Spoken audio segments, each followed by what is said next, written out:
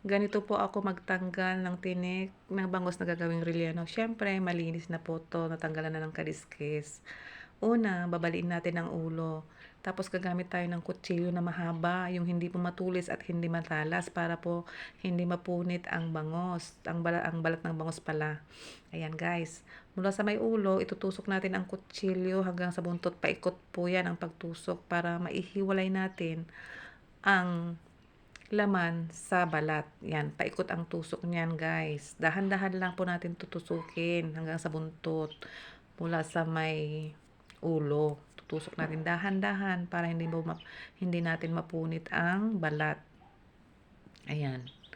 Dahan-dahan lang po. Kailangan lang ng dahan-dahan. Huwag magmadali. Tapos baliin na natin yung tinik sa may buntot. Yun. Pisilin na natin ng ganito guys. Oh, 'di ba ang dali? Madali lang magtanggal guys, yan. Oh, bilis.